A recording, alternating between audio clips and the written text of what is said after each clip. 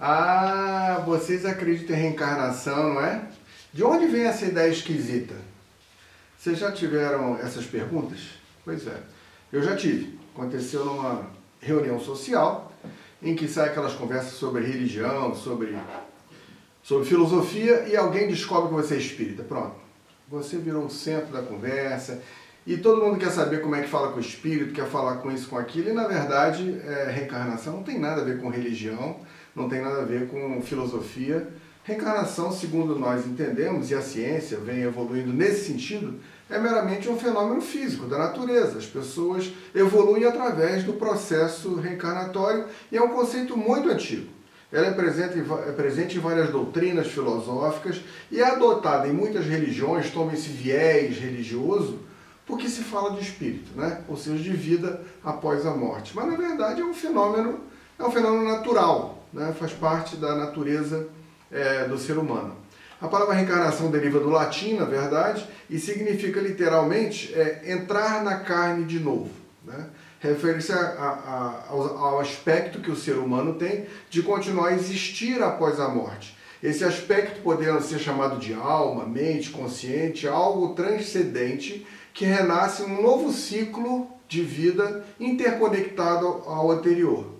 Isso é uma coisa muito antiga, isso já é citado como um fundamento de religiões do Antigo Egito, religiões indianas, apesar de não todos os grupos. Isso vem de tradições de orixás, tradições indígenas, de Vodum, cabala judaica, druzismo, do rosacrucianismo, vertentes místicas do próprio cristianismo, da filosofia pitagórica, socrática pitagórica e, mais recentemente, o próprio espiritismo, que vem tornando isso uma coisa muito mais aceita porque é mais baseado em aspectos científicos, né? No mundo moderno, isso vem tomando uma conformação muito mais aceita porque muita gente que tem um determinado realce na sociedade começa a defender esse ponto de vista. Um dos exemplos, por exemplo, o general Patton, que foi um expoente na Segunda Guerra Mundial, ele era um defensor ferrenho da reencarnação e ele mesmo se dizia que ele era uma reencarnação de Aníbal, aquele general cartaginês, né? E várias outras pessoas, por exemplo, Benjamin Franklin, um cientista, escritor, político, um dos homens mais brilhantes da história dos Estados Unidos, fez parte da redação da Proclamação de Independência dos Estados Unidos. Ele deu comunicação nos prolegômenos do Livro dos Espíritos, o primeiro, o livro escrito na nossa doutrina, né, por Allan Kardec. E ele, enquanto vivo, por volta de 1785, ele citou um trecho muito interessante o que ele achava da doutrina da reencarnação. Eu copiei esse texto aqui porque eu não poderia lembrá-lo ipsis literis, como eu pretendo citá-lo agora. Mas ele tem até um viés um pouco engraçado do jeito que ele fala, né? Então eu vou ler aqui exatamente o que ele falou naquela época. Ele diz o seguinte: digo que, quando não vejo nada aniquilado e nem sequer uma gota de água desperdiçada, não posso suspeitar da aniquilação de almas ou acreditar que ele, Deus, padeça do desperdício diário de milhões de mentes prontas e que agora existem, e que se põe ao problema contínuo de fazer outras novas. Assim, encontrando-me existir no mundo, acredito que, de uma forma ou de outra, sempre existirei, com todos os inconvenientes aos quais a vida humana está sujeita.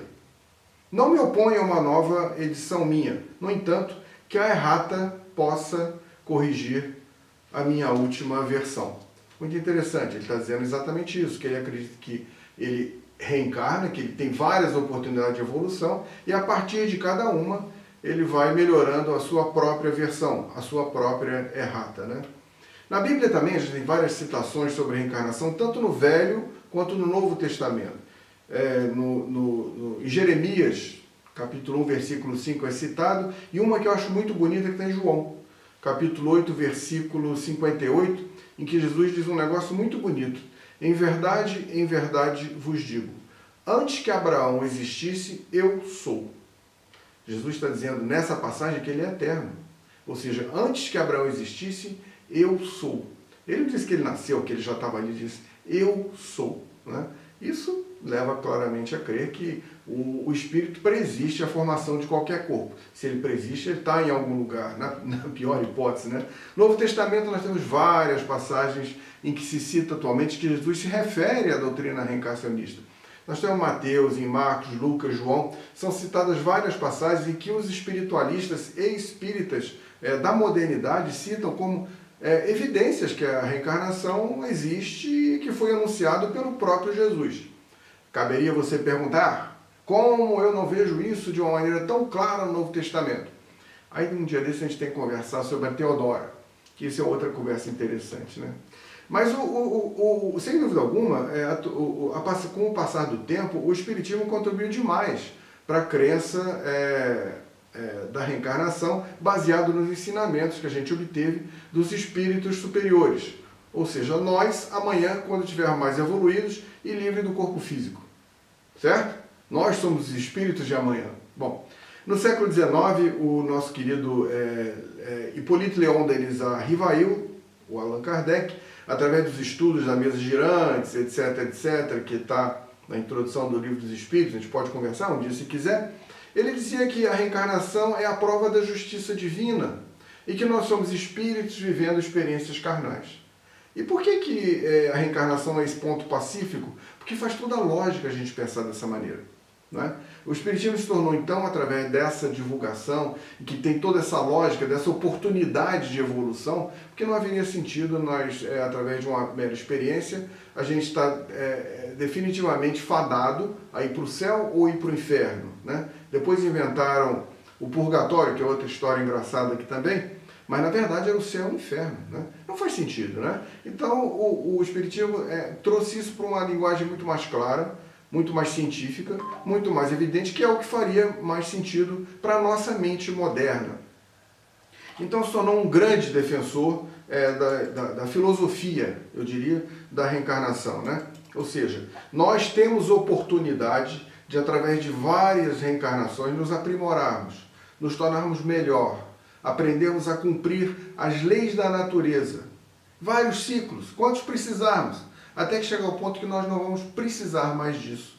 Nós nos tornamos espíritos puros e aí partimos para outras missões que a gente não tem noção do que seja, mas que certamente deve ser um desafio muito interessante. Né? Então, para nós espíritas, e acho que para todo mundo que compreende dessa maneira, a reencarnação é vista como uma bênção, que é uma oportunidade que você tem de ser cada vez melhor e um dia se aproximar da perfeição divina e, quem sabe, até entender muito mais do que a gente está fazendo aqui. Né?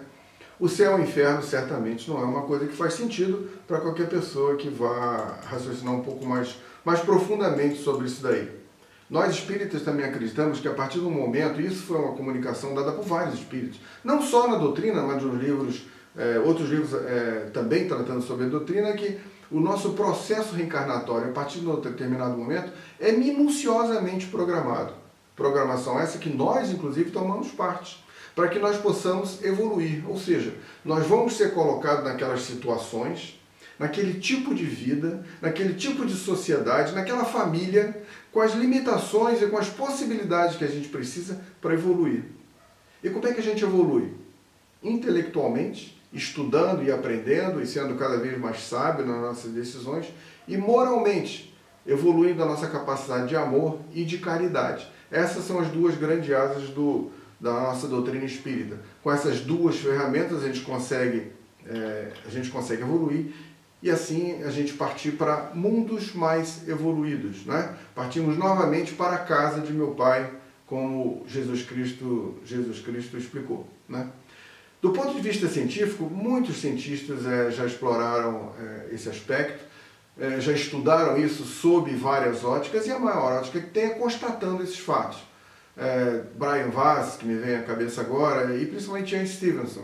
Ian Stevenson é um canadense que foi professor da Universidade da Virgínia, dedicou 40 anos da sua vida estudando psiquiatra, estudando sem nenhuma vertente religiosa, do ponto de vista científico, estudando e pesquisando como isso acontece, por que acontece e se acontece, e ele registrou mais de 3.000 casos ao redor de todo o mundo, relatando experiências de reencarnação.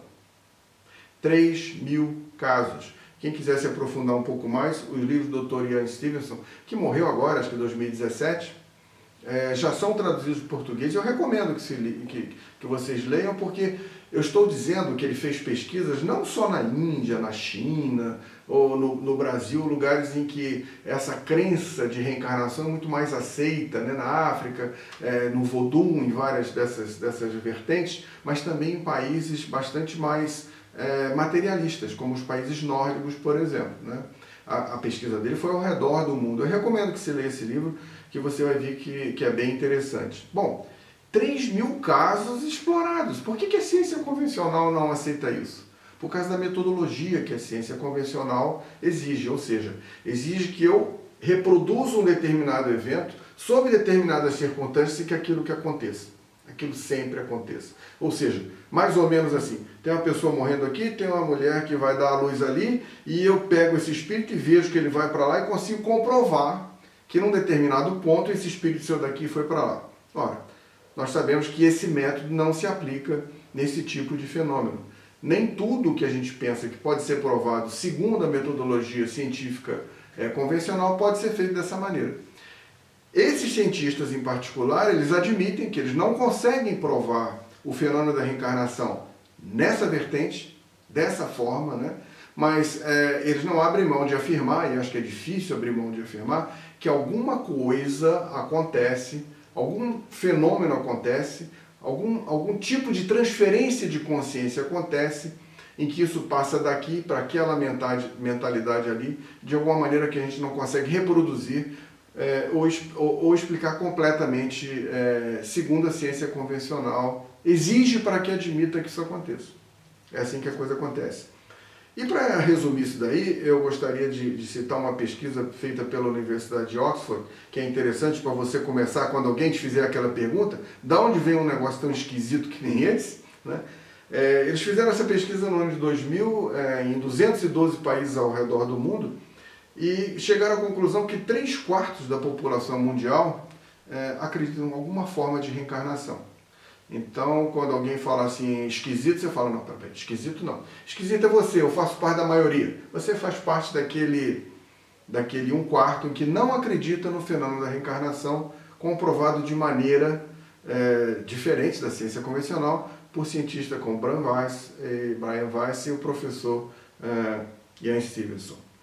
E para finalizar, como disse Kardec, que exemplifica bem o que seria reencarnação, né, aquela frase lapidar: nascer, viver, morrer, renascer ainda e prosseguir sempre. Tal é a lei. Então, esses são os detalhes da reencarnação, que eu espero que você saiba usar, lembre de usar, quando alguém achar que você é um cara esquisito, porque acredita em reencarnação. Muito obrigado.